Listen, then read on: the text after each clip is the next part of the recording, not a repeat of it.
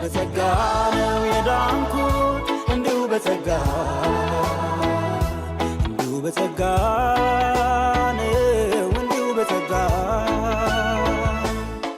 ጸጋን ሾው ሰብስክራይብ ያድርጉ። ሰላም እንዴት ናችሁ? ውድ የጸጋ ሾው ቤተሰብ ተመልካቾቻችን፣ ጸጋ ሾው የተሰኘውን ፕሮግራም ጀምሬያለሁ።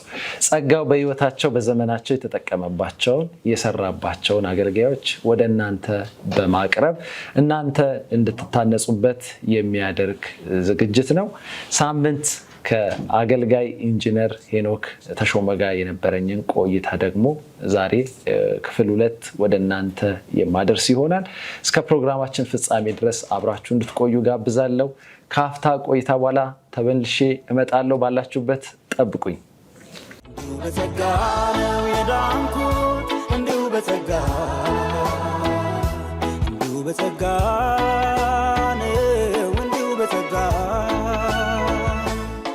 ጸጋን ሾው ሰብስክራይብ ያድርጉ።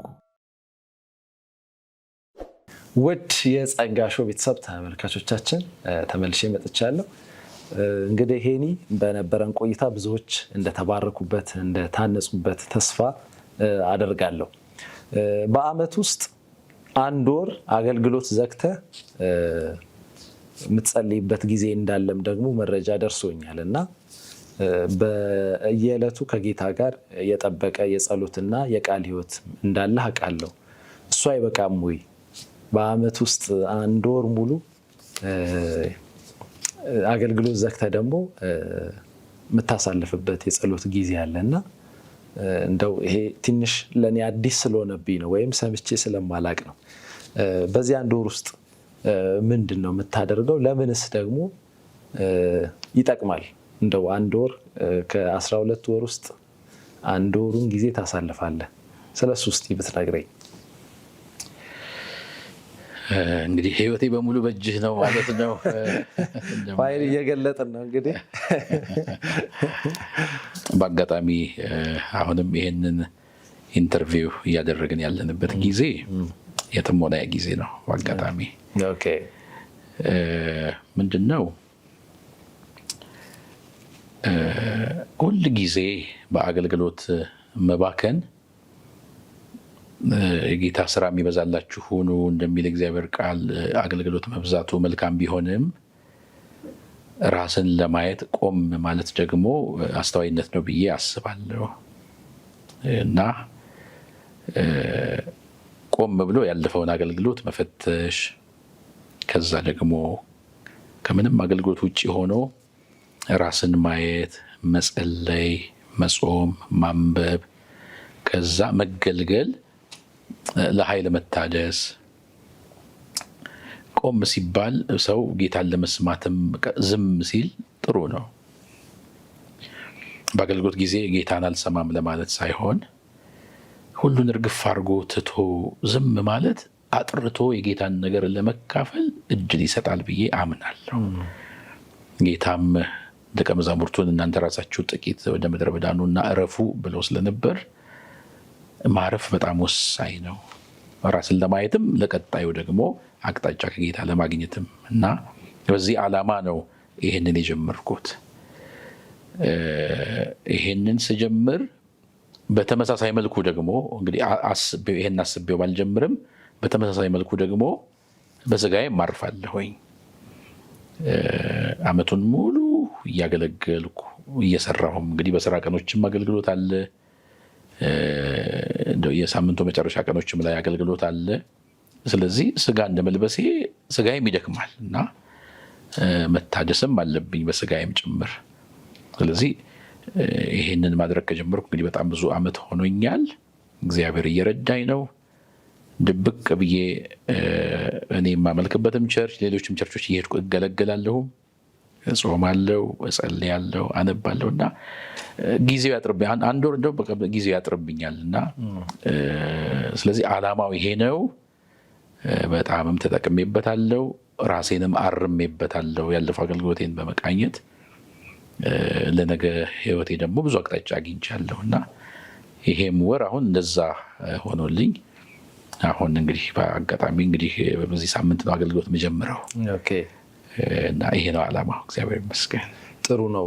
ለአገልጋዮች የጥሞና ጊዜ ያስፈልጋል። እንግዲህ አንተም እንደተናገርከው ራስን የማየት ነገር፣ አገልግሎትንም የመፈተሽ ነገር ጥሩ ነው ብዬ አስባለሁ። ሌላ እንግዲህ ጥያቄ የሚሆነው ስለ ይቅርታ አንድ ቦታም ስታወራ ሰምቻለሁ። በጣም እኔ ስለነካኝ ለሌሎችም አስተማሪ ይሆናል ብዬ ስላሰብኩኝ ነው። ፕሮግራማችንም ያው እንደ ስሙ ጸጋ ሾው ስለሆነ ለሌሎችም ጸጋን የሚሰጥ መሆን አለበት ብዬ በግሌ አምናለሁ እና ሰዎች በተለይ ከይቅርታ ጋር በተያያዘ ክፍተት አንዳንዴ ይፈጠራል።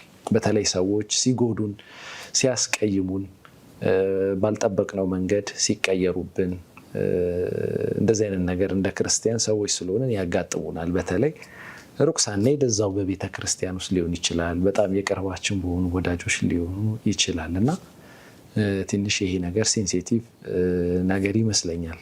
ይቅርታ ላይ ብዙዎቻችን ቀላል አይደለንም። የሆነ ማንነካበት ፓርቲ አለ፣ ማናስነካው ነገር ይኖራል እና እዛ ላይ ስትናገር የሰማሁት ነገር አለ።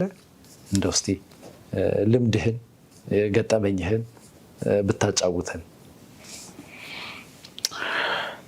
ይቅርታ በክርስቶስ ላመነ ሰው ብቻ ሳይሆን ለማንኛውም ሰው ወሳኝ ነገር ነው። ይቅርታ በቅርቡ የኢትዮጵያ ወንጌላውያን አብያተ ክርስቲያናት ህብረት ፕሬዚዳንት የሆኑት ፓስተር ጻድቁ አብዶ የጻፉት መጽሐፍ አለ። በቀል በቀለኛውን ያጠፋል የሚል ይመስለኛል ርዕሱ። እዛ ላይ ብዙ ነገር አንስተዋል እሳቸው እና ይቅርታ ከሌለ በዚህ መልኩ ገልጸዋለሁ። ሰው መርዝ ጠጥቶ የሱን ማርከሻ ወተት ሊሆን ይችላል፣ ወይም ደግሞ ሌሎች ሐኪሞች የሚሰጡት ሌላ መድኃኒት ሊሆን ይችላል። ማርከሻውን ካልወሰደ ሰውየው ራሱን የሚጠፋው። ስለዚህ ግጭት አይፈጠርም አይባልም። ሰውም እኮ መርዝ የሚጠጣው አውቆ ምናምን ሳይሆን ከአቅም በላይ ሲሆንበት፣ ስሜቱን መቆጣጠር ሲያቅተው፣ መሞት ሲያምረው ብድግ አድርጎ መርዝ ሊጠጣ ይችላል። እና ግጭትም ልክ ስሜትን ሳይቆጣጠር መርዝ እንደሚጠጣው አይነት ሰው ድንገት ሊፈጠር ይችላል። ሰው ከቤተሰቡ ጋር፣ አብረውት ከሚሰሩት ጋር፣ በቤተክርስቲያን ውስጥም ካሉ ሰዎች ጋር ግጭት ሊገጥመው ይችላል። ውስጡ መራራ ሊሆንበት ይችላል። ማርከሻው ይቅርታ ነው። ማርከሻው እየቆዩ መርሳት አይደለም፣ ይቅርታ ነው። ምክንያቱም ከክርስቶስ ኢየሱስም ጋር የምንታረቅበትና የምንድንበት መንገድ በልብ ማመን ብቻ ሳይሆን በአፍም መናገር ነው። እኔ አንተን በበድልህ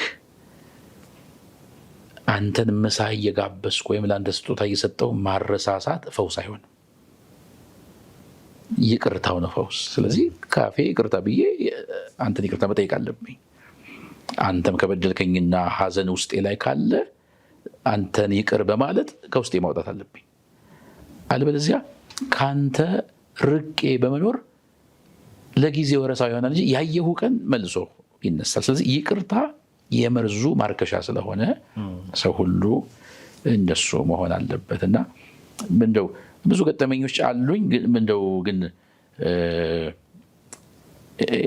የሰውን ታሪክ የሚያነሳ እንዳይሆን ብዬ ለጥንቃቄ ዝም ብዬ ልለፈው እንጂ በጣም ብዙ ገጠመኞች አሉኝ፣ በስራ ቦታም በቤተ ክርስቲያንም።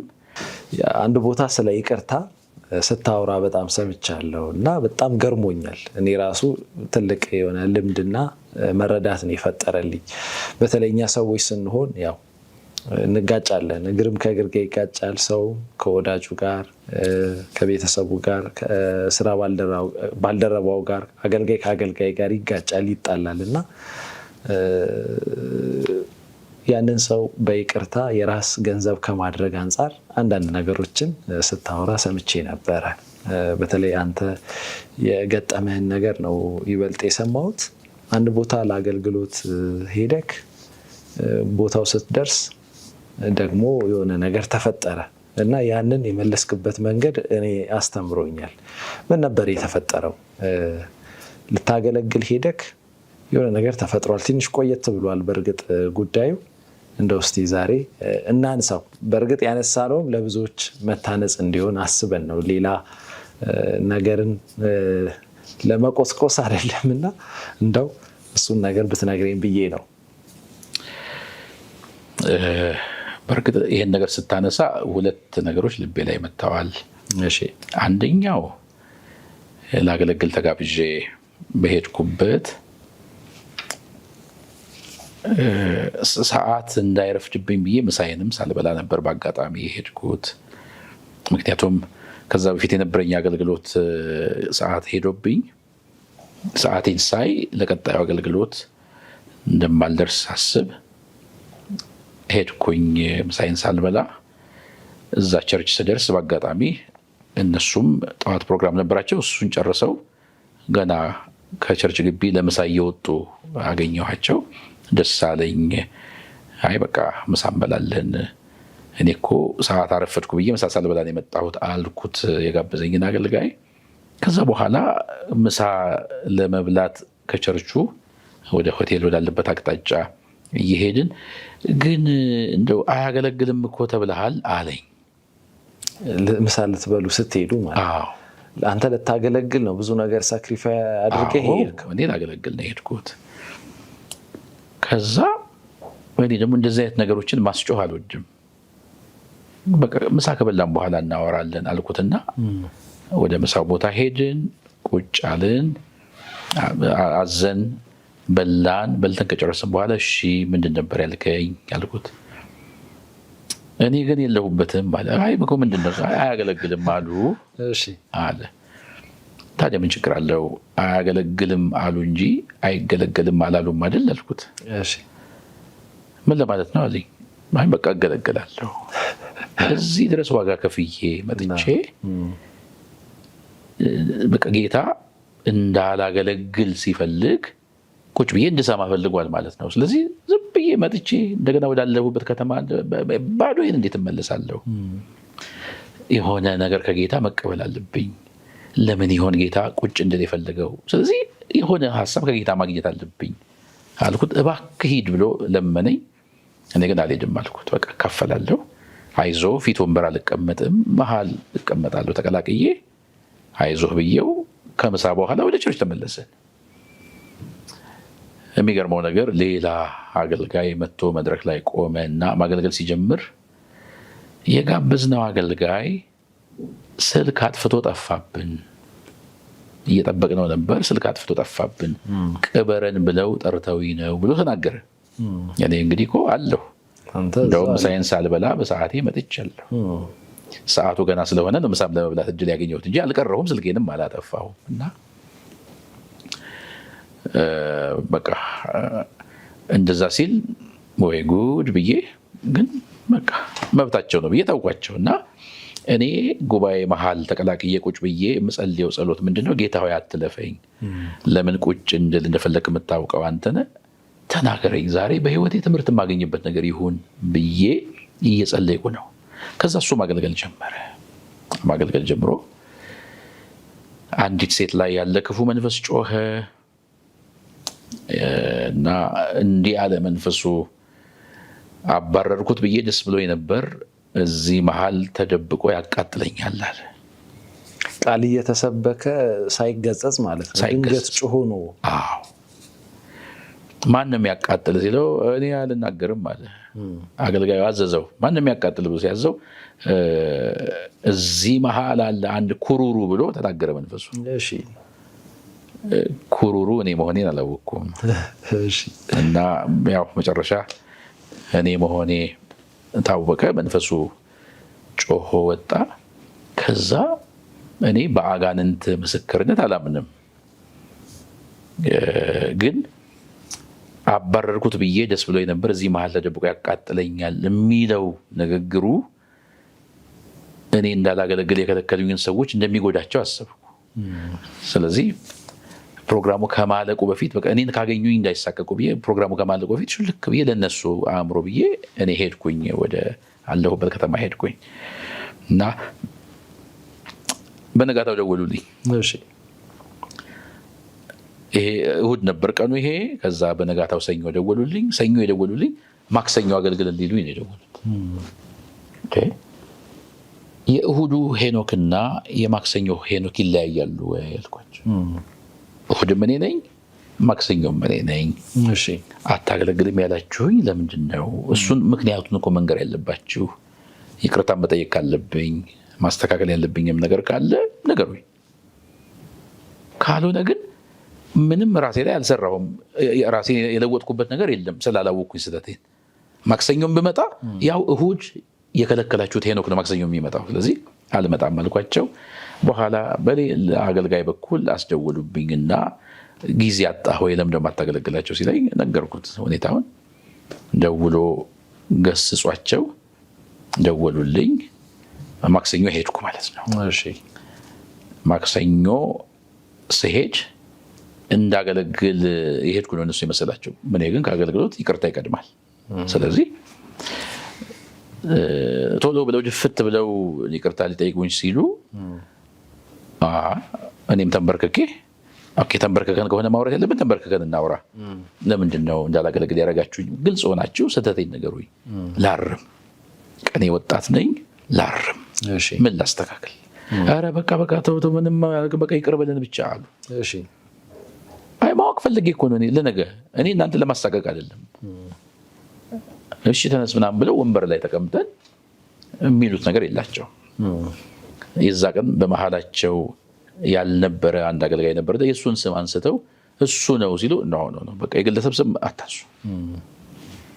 እንደ መሪ እንዳላገለግል ወስናችኋል አይደል?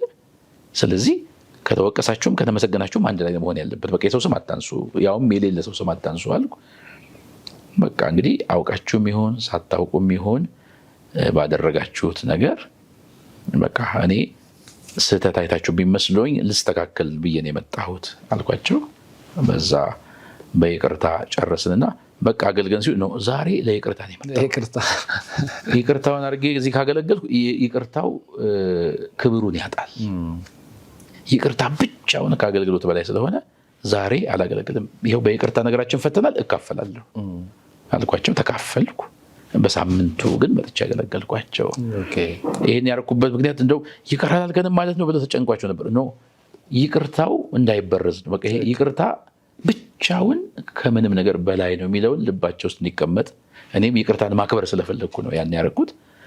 ይቅርታውን ስንጨርስ ጥያቸው አልሄድኩም፣ ገብቼ ተካፍዬ ነው የሄድኩትና ይሄ ነገር ገጥሞኛል እና በዚህ በይቅርታ ፈተናል እንጂ ቅበረን ብለውኝ ነው አገልጋዩ ስልክ አጥፍቶ ጠፋ ሲባልም የታባታቸው አላልኩም። ያስብላል እኮ ያናድሃል። በተለይ ጉባኤ ላይ እዛው ሆኜ ግን በቃ ሰው በራሱ ስሜት ተነሳስቶም ቢሆን ሰይጣን ክፉ ተጽዕኖ አድርጎበትም ቢሆን የሆነ ክብር ፈልጎም ቢሆን ወይም ደግሞ በጥላቻ ምክንያት ቢሆን የሆነ ነገር ሊያደርግ ይችላል። ግን ከኛ የሚጠበቀው የክርስቶስ ልብ ኖሮን በይቅርታ ነገሮችን ማለፍ ነው። አታገለግልም ተብዬ መካፈልም አልነበረብኝም። ግን በምንድን ነው ታዲያ ጌታን የምመስለው? ጌታን የምመስለው መድረክ ላይ በመፈወስ ብቻ ነው? ጌታን የምመስለው መድረክ ላይ ትንቢት በመናገር ብቻ ነው? ጌታን እኮ በሕይወታችን ልንመስለው መፍጨርጨር አለብን እና ይሄ ሆኗል። እንደው ጊዜ እንዳልወስድ ሁለተኛው ይቅር። እሺ እግዚአብሔር አብስቶ ይባርክክ። ትልቅ የሆነ ይሄም ድንቅ የሆነ ምስክርነት ነው። በተለይ በይቅርታ ነገርን ቶሎ ዘግቶ ከእግዚአብሔር ጋር ከሰው ጋር ያለንን ነገር በሰላማዊ መንገድ መፍታት እንዳለብን ነው። ጥሩ የሆነ ቆይታ እያደረግን እንደሆነ ነው የሚሰማኝ። ውድ የጸጋ ሾው ቤተሰብ ተመልካቾቻችን በፕሮግራማችን እጅግ እንደተባረካችሁ እንደታነጻችሁ ተስፋ አደርጋለሁ። ከአፍታ ቆይታ በኋላ ተመልሼ እመጣለሁ። በጸጋ ነው የዳንኩት፣ እንዲሁ በጸጋ ነው፣ እንዲሁ በጸጋ።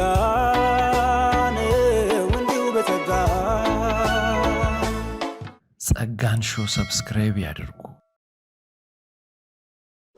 ውድ የጸጋ ሾው ቤተሰብ ተመልካቾቻችን ተመልሼ መጥቻለሁ። እንግዲህ የጸጋ ሾው እንግዲህ የሆነው በጣም የተወደደው አገልጋይ ሄኖክ ተሾመ ነው።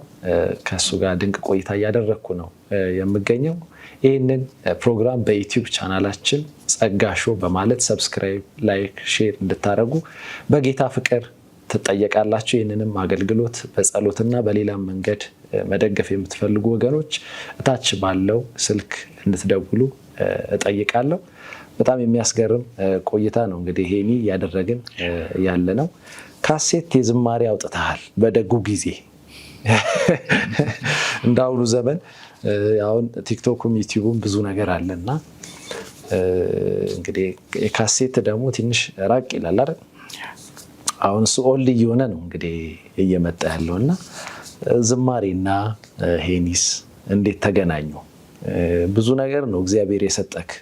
የቃሉም እውቀት መገለጥ አለ፣ የኃይል አገልግሎቱም አለ፣ ዝማሬውም አለና ለአንዳንድ ሰው እንደዚህ ነው በቃ የሚደራረበው እና እንዴት ዝማሬውና ሄኒ ተገናኙ የሚለውን ነገር እስቲ ስለ ዝማሬክ አንዳንድ ነገር ብትለኝ።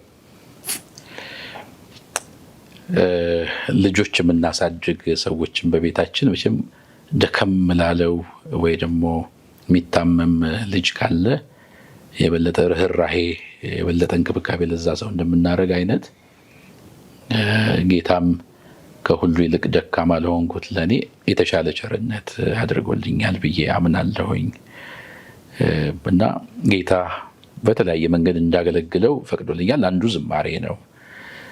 ዝማሬ ከልጅነቴ ዘመን ጀምሮ መዘመር ከመጀመሪያ በፊት ወይም መዝሙር መጽሐፍ ከመጀመሪያ በፊት በሌሎች ዝማሬዎች እንድነካ በማድረግ ነበር ጌታ የዝማሬን ፍቅር ውስጥ የከተተው። እንጸልይ ተብለን ተንበርክከንም ስንጸልይ እኔ ተንበርክኬ መዘመር ነው የሚቀናኝ። ጸሎቶቼ ሁሉ አብዛኞቹ በመዝሙር ነበሩ።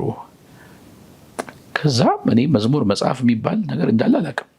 እሺ በዛ ጊዜ እኮ ከሚታወቁት ደረጀ ከበደ፣ ታምራት ኃይሌ፣ ተስፋዬ ጋቢሶ፣ ሸዋዬ ዳምጤ እንደዛ ከአንጋፋዎቹ ዘማሪዎች ውጪ በየጊዜው እንደዚህ ዘማሪዎች ተብሎ እንደዚህ መዝሙር የሚጽፉ ሰዎች አልነበሩ።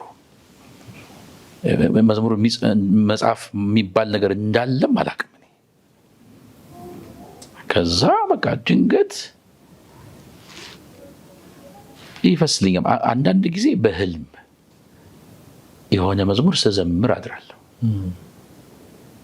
ተነስቼ ጽፈዋለሁ። መዝሙር ተሰጥቶኝ እንደሆነ እየገባኝ የመጣ በኋላ ነው። እሺ አንዳንድ ጊዜ ቃል እየተሰበከ የኔ ውስጤ ይዘምራል።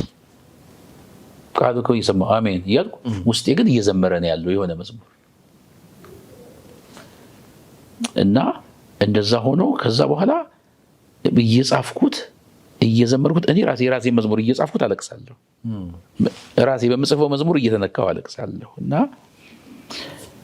ኳየር ውስጥ አገለግል ስለነበረ መዝሙሮቹን ለኳየር እየሰጠው ከዛ በኋላ ከዛ በፊት ኳየሮችን የምንዘምረው መዝሙር እነዚህ ያልኩህን ዘማሪዎች መዝሙር እና የተለያዩ ኳየሮች የምኬሲ ኳየሮች የተለያዩ ኳየሮች መዝሙሮች ነበሩና የእነሱን መዝሙር እየጻፍን ነበር እያጠናን ምን ዘምር የነበረው ኳየሮችም። እሺ ከዛ በቃ ይሄን መዝሙር መቀበል ሲጀምር ሌሎችም ወንድሞችና እህቶች ነበሩ ኳየር ውስጥ እንደዚህ መዝሙር መጻፍ የጀመሩ። በርግጥ ብዙ መዝሙር ለኳየር ሰጥቻለሁ፣ አብረን እንዘምረዋለን። እና ከዛ የሶሎ ዝማሬ የሚባል ነገር አናውቅም ነበር። እሺ ከዛ የሶሎ ዝማሬ የሚባል ነገር እንዳለ ከሆነ ጊዜ በኋላ አወቅንና ከኳየሩ ጋር ከመዘመር ባሻገር ደግሞ በግል እንድንዘምር እንደዚህ በቃ የተወሰኑ ሰዎች እንደዛ መደረግ ጀመርን። የዝማሬ አገልግሎት ተብሎ ሁልጊዜ ኳየር ነበር የሚቆመው። በኋላ ግን ሶሎ ተብሎ እኔም ለብቻዬ እቆማለሁ፣ ሌሎችም እንደዚህ ሶሎ ቢዘምሩ ሰዎች ለብቻቸው ይቆማሉ። እንደሱ ሆኖ እያደገ መጣ። ከዛ በኋላ በ1997 ዓመተ ምህረት አሁን በብቃቱ በእውቀቱ በሁሉ ነገሩ ከፍ ብሎ ያለ ወንድማችን ዳዊት ጌታቸው የኪንግደም ሳውንድ ማሪ መጀመሪያ ሙዚቃ የሰራው የኔ መዝሙር ነው። የመጀመሪያ የሰራው ሚክስ ያደረገው ያቀናበረው በ1997 ዓ.ም እንደ ኢትዮጵያን አቆጣጠር የኔን መዝሙር ነው። በጣም ይገርማል። በካሴትና በሲዲ ነው የነበረው፣ በኦዲዮ ሲዲ 11 መዝሙሮች ናቸው ያኔ የወጡት። በእርግጥ ጥራት ባለው መልኩ አልወጣም። ሙዚቃው ቆንጆ ነው፣ ሚክሲንጉን ግን ሌላ ሰው ስለነበረ ይሰራ የነበረው እሱ ብዙ ጥሩ አልነበረም። ግን ጥሩ ይዘት ያላቸው መልእክቶች ዘምሬያለሁኝ። አሁንም ከዝማሬ ጋር የተገናኘ ነው አገልግሎቴ። ላገለግል በመቆምባቸው መድረኮች ሁሉ በቃ የሆነ መዝሙር ሳላንጎራጉር እንደው መውረድ አይመስለኝም። ብዙ ጊዜ ስለምነካ በመዝሙር ደግሞ ህዝብም ሲነካ ስለማይ ከመዝሙር ጋር የተገናኘ ነው የኔ አገልግሎት እና ጅማሬው ግን ይሄን ይመስላል። በጣም ይገርማል። አሁን ያለውንም ዝማሬ እንግዲህ እንዴት ትገልጸዋለህ? በኋላ ላይ ደግሞ መጨረሻ ላይ ያው ትዘምራለህ። ዘማሪ ጋብዤ መቼም ዝማሬ ካልተዘመረ ጥሩ አይበጣም።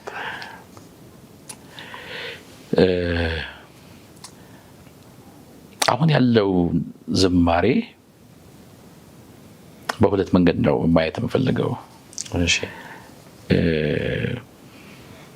እንግዲህ በጣም በተለየ መንገድ አሁን ታዋቂ እያደረጉ ያሉ አገልግሎቶች የዝማሬ አገልግሎትና የነቢያት አገልግሎት ናቸው በአሁኑ ጊዜና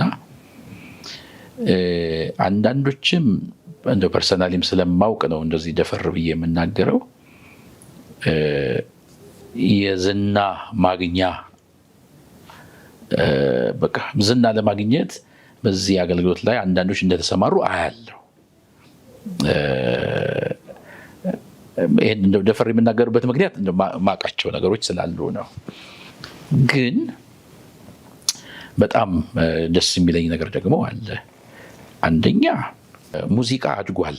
አሁን ሙዚቃ አድጓል ስል ይሄ ዘፈን የሚመስለውን ከሌላ ጋር የተቀላቀለውን ነገር እያልኩ ሳይሆን ዘማሪዎች ሙዚቃ የሚያውቁና የሚለዩ ሆነዋል። ደስ ያለው ይዘምር በሚል ብቻ ሳይሆን ሙዚቃ በደንብ ያውቃሉ፣ ድምጻቸው ላይ ይሰራሉ። እንደዚህ አይነት ነገር አለ። በዚህ በኩል በጣም ደስ ይለኛል። በሙዚቀኞችም በዘማሪዎችም በጣም ደስ ይለኛል። ደግሞ አሁን ወንጌል ላይ ያተኮሩ መልእክቶችን የሚዘምሩ ዘማሪዎችም የተላልቆቹ እንዳለ ሆነው ከወጣቶቹ አሁን በርካታ እየሆኑ ነው። ስለዚህ አሁን ላይ ወጣቱ ራሱ እንደው ከመጨፈር በላይ ሰከን ወዳሉ መዝሙሮች እየተመለሰ ያለው የዝላይ የመጨፈር መዝሙር ስህተት ነው እያልኩ አይደለም። ስሜታችንም ለጌታ ክብር መሆን አለበት።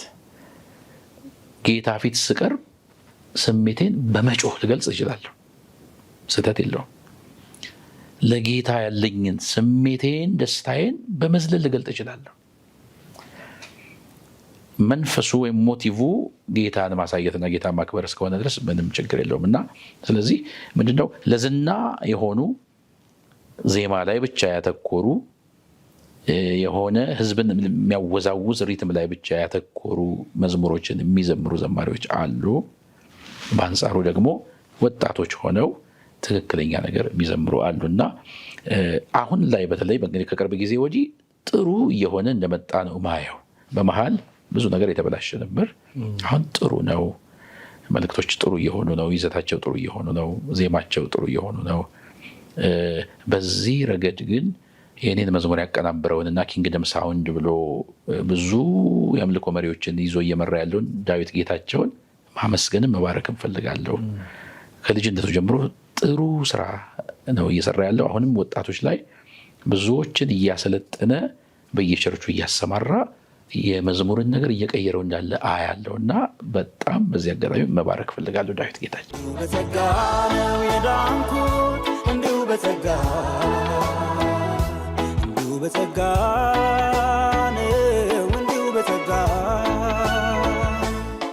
ጸጋን ሾው ሰብስክራይብ ያድርጉ። ደብረ ዘይት ነው እንግዲህ አንተ የምትኖረው። ደብረ ዘይት አካባቢ ቁጥር 3 ሙሉ ወንጌል የመሪዎች ሰብሳቢ የሆነ ጌች የሚባል ሰው እንግዲህ ታውቃለህ ብዬ አስባለሁ።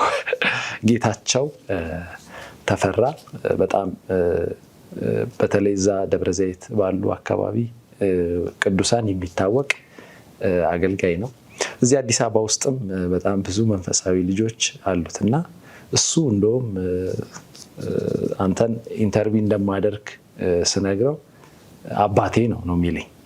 አባቴ እያለ አንዳንድ ነገሮችን ሲነግረኝ ነበር እና መንፈሳዊ አባትነት፣ ከለላነት፣ ጠባቂነት በዚህ ዘመን ብዙም ብዛም አይታይም ወይም ደግሞ እንደዚህ አልተዘወተርም እና የእሱን አገልግሎት እንግዲህ እኔ እስከማውቀው ድረስ በዚህ 3 ዓመት ውስጥ በጣም ብዙ ወጣቶችን መንፈሳዊ አባት በመሆን እሱ ብቻም ሳይሆን ከእሱ ጋር የሚያገለግሉት ኳይሮችም አንጋፋዎቹ የደብረ ዘይት ኳይሮች አሉና ከዚህ ጋር በተያያዘ እንደው ከትውልዱ ካለው ክፍተት ወጣቱን ከመያዝ አንጻር እንዲሁም ደግሞ ከጌችም አንጻር ምን እንደው ለቅዱሳን መልእክት የሚሆን ነገር ትነግረኛለህ?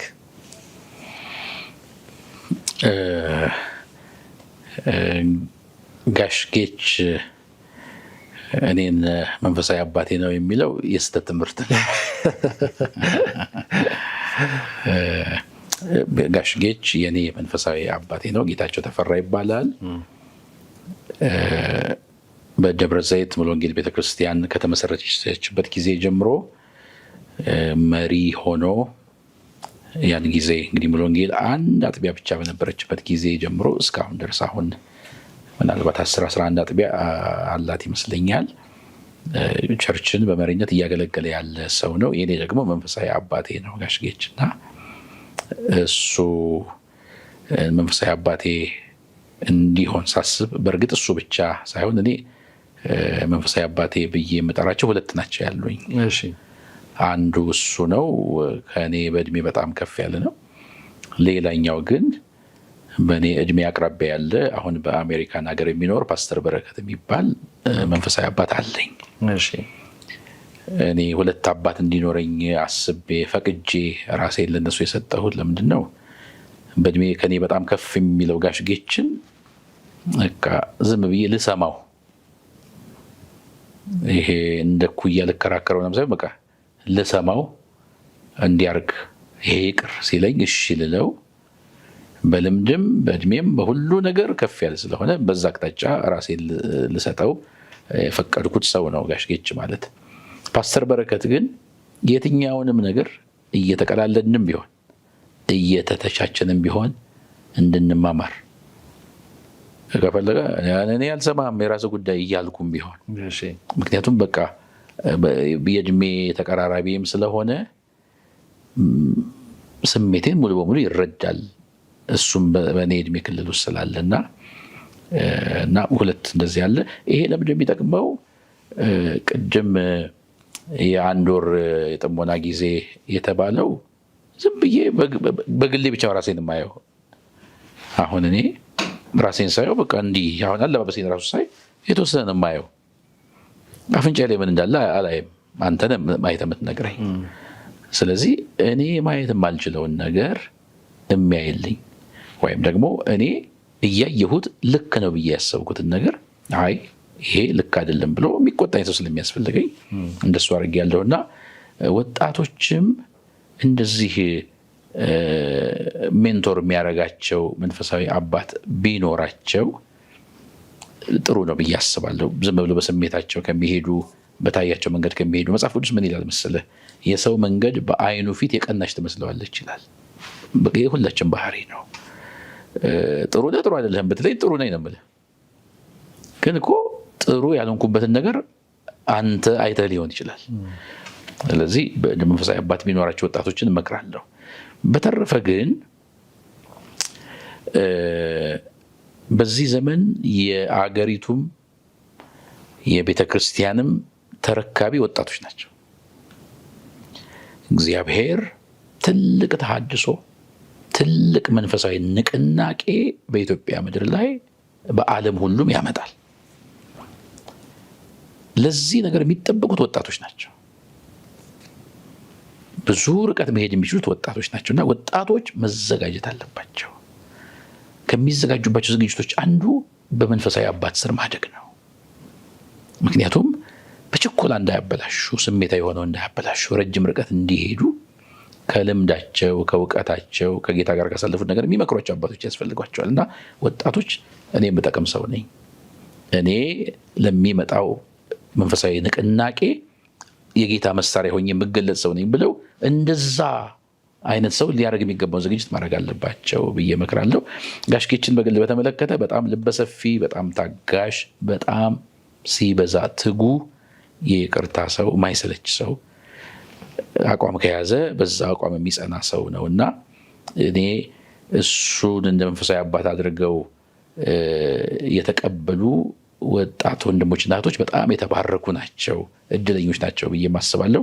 ለሱ ያለኝን ፍቅር፣ አክብሮት፣ ምስጋናም በዚሁ አጋጣሚ መግለጽ እፈልጋለሁ። እና ጋሽ ጌች እወድሃለሁ፣ አከብርሃለሁ፣ ጸልይልሃለሁ።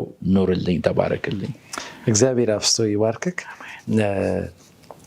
አሁን እንግዲህ የመንፈስ ቅዱስ እንቅስቃሴ በአገራችን ላይ በስፋት ይታያል።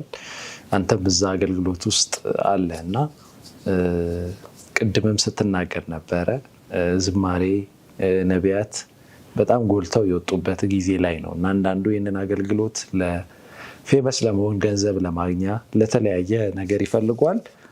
በትክክል ደግሞ በእግዚአብሔር መንግስት ስራ ውስጥ ተሳታፊ መሆን የእውነትም ደግሞ ጌታን አገልግሎ ማለፍ የሚፈልግ ትውልድ አለ። ብዙ ትውልድ ደግሞ እየተነሳ ነው። ነቢያት አንዳንድ ሰሞን ሁሉም ነቢያት ሐሰተኛ ነው የሚባልበት ሰሞን አለ።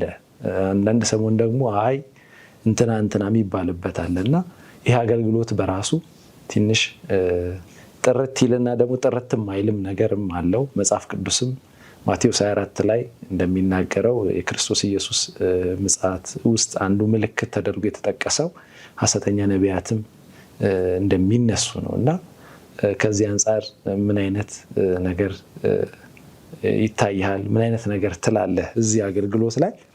እንዲሁም የእግዚአብሔር የተሐድሶ እንቅስቃሴ የመንፈስ ቅዱስ እንቅስቃሴ በሀገራችን ላይ ምን ይመስላል? ምንስ ማድረግ አለብን ብለህ ታስባለህ? በጣም ጥሩ ጥያቄ ነው ይሄኛው። የጸጋ ስጦታዎችን ስናስብ ሐዋርያው ጳውሎስ እኮ ዝርዝር ባለመልኩ ስለ ጸጋ ስጦታ የተናገረው በቆሮንቶስ ላለችው ቤተክርስቲያን ነው። በቆሮንቶስ ቤተክርስቲያን መካከል ብዙ ደስ የማይሉ ነገሮች ነበሩ። ብዙ ኃጢአቶች ነበሩ፣ ርኩሰቶች ነበሩ፣ መለያየቶች፣ ክፋቶች ነበሩ እና ስለ መብረቅ አይደለም አብራርቶ የነገራቸው። ምክንያቱም መብረቅ አይደለም ሰውን የሚያስተካክለው፣ የመንፈስ ቅዱስ የጸጋ ስጦታዎች ናቸው ተሐድሶ የሚያመጡት፣ የሳተውንም የሚመልሱት። ሰው በመብረቅ ከስህተቱ አይመለስም። ሰው በጅራፍ ወይም በሰይፍ አይቀናም። ስለዚህ የጸጋ ስጦታዎችን ተናገረ ሐዋርያው ጳውሎስ። የጸጋ ስጦታዎችን የተናገረው ምንም የማይነቀፍ ማትነቀፍ ቤተክርስቲያን ጋር ሄዶ አይደለም። በብዙ ነቀፋ ውስጥ በአሕዛብ ዘንድ የማይሰማ ነገር እንኳን በመካከላቸው ወዳለችው ወደ ቆሮንቶስ ቤተክርስቲያን መጥቶ ነው ሐዋርያው ጳውሎስ ለጸጋ ስጦታ የተናገረው። እና ስህተት በየዘመኑ አለ። እንደ እግዚአብሔር ቃል ያልሆነ ነገር በየዘመኑ አለ። ያ ማለት እንደ እግዚአብሔር ቃል የሆነ ትክክለኛ የጸጋ ስጦታ የለም ማለት አይደለም። ስለዚህ ሐዋርያው ጳውሎስ የጸጋ ስጦታዎችን እንዳስተማረ አሁን ያለችም ቤተክርስቲያን የጸጋ ስጦታዎችን ማስተማር፣ መቀበል፣ መለማመድም አለባት። በመንፈስ ቅዱስ የጸጋ ስጦታዎች የሚያገለግሉ ሰዎችንም ማስታጠቅ፣ ማበረታታት፣ ሲሳሳቱ ማረም፣ መልካም ሲያደርጉ ጎሽ እያሉ ማበረታታት ይገባል። 1 ሲደመር 1 3 አይደለም ብዬ ለምን አስተምራለሁ? 1 ሲደመር 1 2 ነው ብዬ ካስተማርኩ እኮ ይበቃል። 1 ሲደመር 1 2 ነው ብዬ ካስተማርኩ 3 አይደለም የሚለውን ሰሚው ራሱ ያውቀዋል። በጣም እየተዘወተረ ያለው ስህተቱን መናገር፣ ስህተቱን ማጉላት ላይ ብቻ ነው። በእርግጥ ስህተትን መናገርን መጽሐፍ ቅዱስ ይደግፋል። ግን ስህተትን መናገር የሁል ጊዜ ስብከታችን መሆን አለበት ወይ? እኔ የተሳሳትኩ ሰው ብሆን ሄኖክ የተሳሳተ ነው አትቀበሉት ብሎ መናገር ተገቢ ይሆናል፣ አባቶቻችን ብለው ስለነበረ። ግን በየእሁዱ ወይም በየተገኘው መድረክ ሄኖክን አትቀበሉት ቋሚ ስብከት እንዴት ይሆናል? ህዝቡ እንዲያውቅ ይሄ የስተት አካሄድ ስለሆነ ሄኖክን አትቀበሉት ተብሎ አንዴ የማስተዋወቅ ስራ ከተሰራ በኋላ ከዛ በኋላ እውነተኛው አገልግሎት ለምን አይቀጥልም? በአንዳንድ ሚዲያዎችም በአንዳንድ መድረኮችም ስህተትን ማውገዝ ላይ ብቻ ትኩረት ያደረገ ነገር ሲደረግ አያለው። ስህተትን ማውገዝ ብቻ ታድሶ አያመጣም። ህዝብን ያነቃል እንጂ ታድሶ አያመጣም። ታድሶ የሚያመጣው እውነተኛው ነገር እንዲገለጥና እንዲበረታታ ስናደርግ ነው። ስለዚህ እውነተኛ ነቢያት አሉ፣ እውነተኛ አስተማሪዎች አሉ። መንፈስ ቅዱስ በዛሬው ቤተክርስቲያን ይሰራል። ስለዚህ ደግሞ ምን ይሉ ይሆን ብሎ እንትን ከማለት መጽሐፍ ቅዱስ መርምሩ ብሎ ስለፈቀደ በተከፈተ ልብ ሰምቶ ከዛ በመርምር ይህን ነው ቤተክርስቲያን ማስተማር ያለባት። አለበለዚያ እኔ አሁን እየመጣ ያለው ሪቫይቫል እንዳያልፈን እፈራለሁ።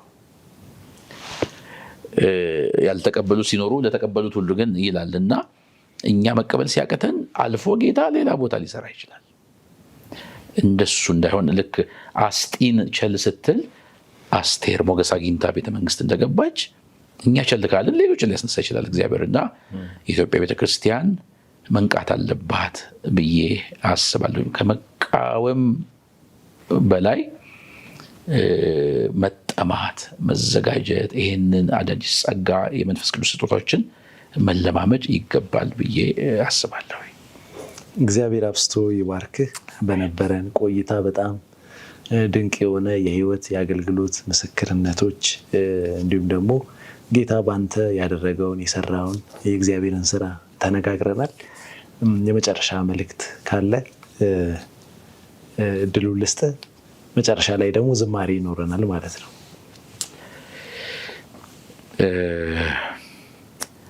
መጨረሻ ላይ ማለት የምፈልገው ነገር ምንድነው? ለጸጋ ሾው ተመልካቾች በየዘመኑ ጌታ ይሰራል። ደግሞ በየዘመኑ ጌታ ሰው አለው። የጌታ ሰው እንድንሆን እኔ በምሰራበት ቀን ገንዘቦቼ ይሆናሉ የተባሉት አይነት የጌታ ሰዎች እንድንሆን ራሳችን ማማጠን አለብን። ፈራጆች ሆነን የጌታ ሰዎች መሆን አንችልም። ነቃፊዎች ሆነን ጣታችንን ወደ ሰው ምንቀስር ብቻ ሆነን የጌታ ሰዎች መሆን አንችልም። ራሳችን እያማጠንን በትህትና እግዚአብሔርን በመፍራት በጸሎት በቅድስና በፍቅር ከሌላው ጋር መልካም ህብረት በማድረግ እየኖርን ለጌታ ስራ ራሳችን ዕለት ዕለት እንድናዘጋጅ አደራ እላለሁኝ። ጌታ በነገር ሁሉ ጸጋውን ያብዛልን። በጸጋ ነው የዳንኩት፣ እንዲሁ በጸጋ እንዲሁ በጸጋ ነው፣ እንዲሁ በጸጋ። ጸጋን ሾው ሰብስክራይብ ያድርጉ።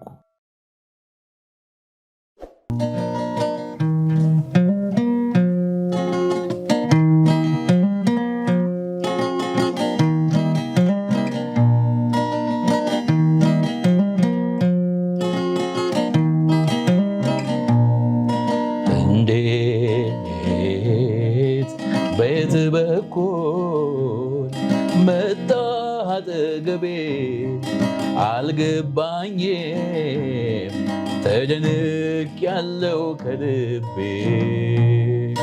እንዴት ጌታዬ በየት በኩል መጣ አጠገቤ አልገባኝም፣ ተደንቅ ያለው ከልቤ። አቤት አንተ መንገድ የማታጣ፣ አቤት አንተ ድንገት የምትመጣ፣ አቤት አንተ ጣልቃ የምትገባ፣ አቤት አንተ ተመስገን አባባ።